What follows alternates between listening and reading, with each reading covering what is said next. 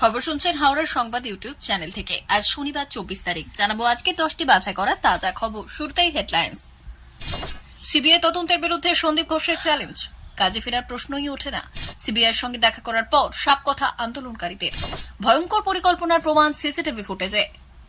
যারা লক্ষ্মীর ভান্ডার ছাড়তে চান তাদের ফর্ম দিক সরকার। কুণাল। আরজিকর কাণ্ডের মধ্যে মোদীকে চিঠি মমতার। মহিলা চিকিৎসকের মৃত্যুর খবর শোনার পর কি করেছিলেন? সন্দীপকে সিবিআইয়ের 10 প্রশ্ন। আসছে বিস্তারিত খবরে। আরজিকর কাণ্ডের আর্থিক দুর্নীতির তদন্তভার সিবিআইকে দেওয়ার কলকাতা হাইকোর্টের সিঙ্গল বেঞ্চের নির্দেশকে চ্যালেঞ্জ জানিয়ে ডিভিশন বেঞ্চে গিয়েছেন আরজিকরের প্রাক্তন অধ্যক্ষ সন্দীপ ঘোষ। বিচারপতি রাজশ্রী ভরদ্বাজের দেওয়া এই নির্দেশের বিরুদ্ধে আপত্তি তুলে সন্দীপ ঘোষের আইনজীবী জানান, তার মক্কেলের বিরুদ্ধে অভিযোগ রয়েছে। ডিভিশন বেঞ্চের বিচারপতি হরিশ টন্ডন এবং বিচারপতি হিরণময় ভট্টাচার্য শুক্রবার দুপুরে সিঙ্গল বেঞ্চের রায়ের কপিও জমা দিতে বলেছেন। সিবিআই তদন্তে বাধা দেওয়ার চেষ্টা করছেন সন্দীপ ঘোষ, যা কোর্টের দ্বারা দেওয়া নির্দেশের বিরুদ্ধে সরাসরি বিরোধিতা। মামলার এই নতুন অধ্যায়টি এখন আদালতের পর্যালোচনার অপেক্ষায়। আরজিকরে ছাত্রকে ধর্ষণ ও খুনের মামলায় 13 August Kolkata police Kolkata police case তদন্তভার সিবিআইয়ের হাতে হস্তান্তরের নির্দেশ দিয়েছিল কলকাতা হাইকোর্ট। তখনই আন্দোলনকারীদের পড়ুয়া চিকিৎসকরা জানিয়েছিলেন, সিবিআই তদন্ত হওয়া মানেই দাবি মিটে গেলে তা নয়। প্রসঙ্গত, আরজিকর কাণ্ডে সুপ্রিম কোর্টের আহ্বানে সাড়া দিয়ে বৃহস্পতিবারে দিল্লির এইমস সহ বিভিন্ন হাসপাতালের ডাক্তাররা কাজে ফেরার কথা জানিয়েছিলেন। তবে সিবিআই তদন্তের গতি প্রকৃতি স্পষ্ট না হওয়া পর্যন্ত শীর্ষ আদালতের আবেদন রক্ষা করা সম্ভব নয় বলে জানিয়েছেন বাংলার জুনিয়র ডাক্তারদের সংগঠন জুনিয়র ডক্টরস ফ্রন্ট। বৃহস্পতিবার রাতে ফ্রন্টের তরফে জানানো হয়েছিল, কেন্দ্রীয় তদন্তকারী সংস্থা তদন্তের গতি প্রকৃতি ইতিবাচক না হওয়া পর্যন্ত কর্মবিরতি চলবে। All India residents and junior doctors joint action ফোরামের তরফেও বৃহস্পতিবার রাতে এক বিবৃতিতে জানানো হয়, বিচারের দাবিতে আন্দোলন জারি থাকবে। জুনিয়র ডক্টরস ফ্রন্ট কোথায়? এর আগে রবীন্দ্রনাথের নোবেল চুরি সহ রাজ্যের বহু মামলা তদন্ত করেছে সিবিআই। তার বেশিরভাগই এখনো অমীমাংসিত। এমনকি হাইকোর্টের নির্দেশে গত 13 আগস্ট আরজিকরে ডাক্তারি ছাত্রী খুনের মামলা তদন্তভার গ্রহণের পর সিবিআই নতুন করে কাউকে গ্রেপ্তার করেনি। তদন্তের অগ্রগতিও সন্তোষজনক নয় বলে মত আন্দোলনকারীদের।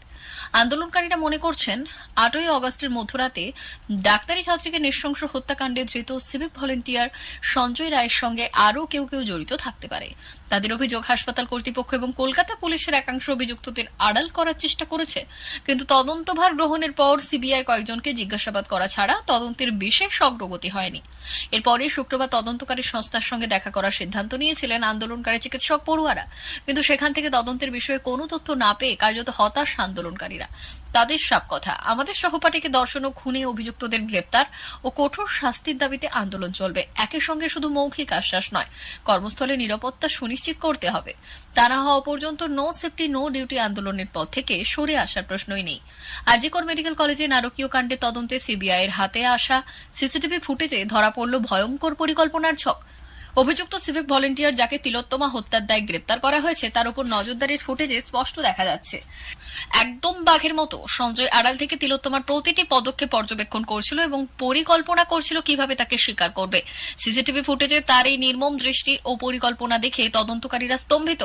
সঞ্জয়ের এই কর্মকাণ্ড সিবিআইয়ের তদন্তে একটি নতুন দিক যোগ করেছে, যা তার অপরাধের পদ্ধতি ও নির্মমতার ইঙ্গিত দেয়। লক্ষ্মীর ভান্ডার সহ রাজ্য সরকারের অন্যান্য প্রকল্প যারা বর্জন করতে চাইছেন, তাদের জন্য একটি ফর্ম দেওয়ার ব্যবস্থা করুক রাজ্য সরকার। এমনই চাঞ্চল্যকর মন্তব্য করলেন তৃণমূল মুখপাত্র কুণাল ঘোষ। আরজিকর কাণ্ডে জেরে বিপুল সংখ্যক মানুষের স্বতঃস্ফূর্ত প্রতিবাদ দেখেছে বাংলা। আরজিকরে চিকিৎসক খুন ও ধর্ষণের প্রতিবাদে প্রথম থেকেই সাধারণ মানুষ এবং বিরোধী দলের নিশানায় শাসক দল। কুণালের এই পোস্ট নিয়ে প্রতিক্রিয়ায় সিপিএম নেতা সুজন চক্রবর্তী বললেন, মানুষের ভাবাবেগ যে শাসক দল বুঝতে পারছে না, তা এই কথাতেই পরিষ্কার। ন্যূনতম স্পর্শকাতরতা দেখাতে পারছে না তৃণমূল। তাছাড়া ফর্ম বিলের যে কথা বলা হয়েছে, তাতে সামন্ততান্ত্রিক মানসিকতাও প্রকাশ পাচ্ছে। আবার বিজেপি নেতা সজল ঘোষ এই ব্যাপারে বললেন, এই কথার মধ্যে চরম দম্ভ রয়েছে। লক্ষ্মীর ভান্ডারের টাকা তৃণমূল ঘর থেকে দেয় না, তা বাংলার মানুষদের করেরই টাকা। যে বাংলার ঘরের মেয়েদের জীবন ও সম্ভ্রম এখন বিপন্ন, যদিও বিরোধীদের এই বক্তব্যকে কুরাজনীতি বলে উল্লেখ করেছেন কুণাল। তার মতে, যারা সরকারি প্রকল্পের সুবিধা নিতে চাইছেন না, তারা যাতে তা ফেরত দিতে পারেন সেই ব্যবস্থা করা দরকার। 14 লোকসভা ভোটে বাংলায় যে ফলাফল হয়েছে তা রাজনৈতিকভাবে বেশ তাৎপর্যপূর্ণ। বিশ্লেষকদের অনেকের ধারণা গত লোকসভা ভোটে লক্ষ্মীর ভান্ডার বিশেষ প্রভাব ফেলেছিল গ্রামাঞ্চলে। সেই কারণে গ্রাম বাংলার মহিলাদের বড় অংশ ভোট দিয়েছে তৃণমূলকে। আবার ঘরোয়া আলোচনায় বিজেপি ও বাম নেতারা খোলাখুলি স্বীকার করে নিচ্ছিলেন লক্ষ্মীর ভান্ডার প্রকল্প যে প্রভাব ফেলেছে। আবার ঘরোয়া আলোচনায় বিজেপি ও বাম নেতারা খোলাখুলি স্বীকার করে নিচ্ছিলেন লক্ষ্মীর ভান্ডার প্রকল্প যে প্রভাব ফেলছে ভোটে তাকে ঠেকানো বড় চ্যালেঞ্জ। হাসপাতালে তরুণী চিকিৎসকের ধর্ষণ ও খুনের ঘটনার পর থেকে রাজ্য সহ দেশ একেবারে উত্তাল। সমাজের সমস্ত স্তরের মানুষ পথে নেমে প্রতিবাদ জানাচ্ছেন। তৃণমূল সরকার যথেষ্ট বেকায়দায়। হাইকোর্ট থেকে সুপ্রিম কোর্ট প্রত্যেকেই মমতা সরকার এবং পুলিশের ভূমিকা নিয়ে বহু প্রশ্ন তুলে দিয়েছে। আরজিকর হাসপাতালে নির্যাতিতা চিকিৎসকের দেহ পাওয়ার পর থেকে একের পর এক অভিযোগ উঠেছে রাজ্য সরকার এবং পুলিশের বিরুদ্ধে। হাইকোর্টের পর এবং সুপ্রিম কোর্টেও কড়া প্রশ্নবাণের সম্মুখীন হতে হয়েছে রাজ্যকে। ক্রাইম সিন প্রোটেক্ট করা থেকে শুরু করে ময়নাতদন্ত এবং এফআইআর দায়ের দেরি করা, প্রমাণ লোপাটের চেষ্টার মতো গুরুতর অভিযোগ উঠেছে রাজ্য সরকারের বিরুদ্ধে। পাশাপাশি আরজিকর কলেজের প্রাক্তন প্রিন্সিপাল সন্দীপ ঘোষ, যাকে প্রতিদিন সিবিআই ম্যারাথন জেরা করছে, তাকে বাঁচানোর চেষ্টা করেছে মমতা সরকার, এমন অভিযোগ উঠে যাচ্ছে।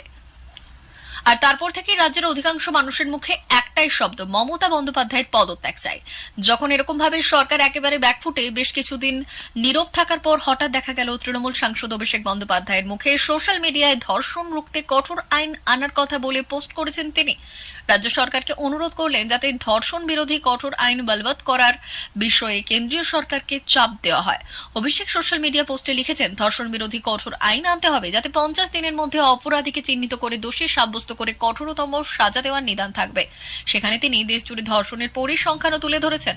তবে বেশ কিছুদিন নীরব থাকার পর ফের সোশ্যাল মিডিয়ায় অভিষেকের এই পোস্ট যথেষ্ট তাৎপর্যপূর্ণ বলেই মনে করা হচ্ছে।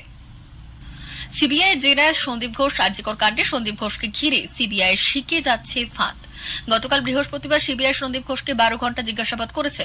সেই জঘন্য ঘটনার বিভিন্ন দিক দিয়ে তাকে প্রশ্ন করা হয়েছে। আজ শুক্রবারও তিনি সিবিআই দপ্তরে হাজির হয়েছেন। সিবিআই সূত্রে জানা গিয়েছে, সন্দীপ ঘোষকে জিজ্ঞাসা করা হয়েছে তিনি কি মৃত ডাক্তারের ময়নাতদন্ত করার জন্য চাপ দিয়েছিলেন এবং তিনি কি এই নির্দেশ অন্য কারোর কাছ থেকে পেয়েছিলেন, কখন এবং কার কাছ থেকে তিনি ডাক্তার খুনের খবর পেয়েছিলেন, খবর পেয়ে তিনি কি ব্যবস্থা নিয়েছিলেন, তিনি কেন নিখোঁজ হয়ে গিয়েছিলেন, তিনি কি ডাক্তারের মৃত্যুর কারণ জানার চেষ্টা করেছিলেন, হাসপাতাল চত্বরে মৃত্যু ঘটার পর কেন তিনি অবিলম্বে পুলিশকে খবর দেননি, একজন অভিজ্ঞ ব্যক্তি হিসেবে তিনি কেন অপরাধের জায়গা সুরক্ষিত করার ব্যবস্থা নেননি, মৃত্যুর সংবাদ পাওয়ার পর তিনি কার সঙ্গে কথা বলেছিলেন, অভিযুক্ত সঞ্জয় রায় সম্পর্কে তিনি কিভাবে জানতে পেরেছিলেন, তিনি কি সঞ্জয় রায়ের সঙ্গে দেখা করেছিলেন বা কথা বলেছিলেন, হাসপাতালে হত্যাকাণ্ডের পর কেন অপরাধ স্থলের কাছাকাছি সংস্কারের কাজ করতে দেওয়া হয়েছিল। কলকাতার একটি বিশেষ আদালত সিবিআইকে সন্দীপ ঘোষ এবং অন্য 4 চিকিৎসকের পলিগ্রাফ টেস্ট করার অনুমতি দিয়েছে। সিবিআই সুপ্রিম কোর্টে অভিযোগ করেছে যে পুলিশ এই মামলাটি ধামাচাপা দেওয়ার চেষ্টা করেছিল এবং ক্রাইম সিন বিকৃত করা হয়েছিল। প্রিয় দর্শক, আমাদের চ্যানেলের নিয়মিত ভিডিও পেতে চ্যানেলটি সাবস্ক্রাইব করুন। ধন্যবাদ।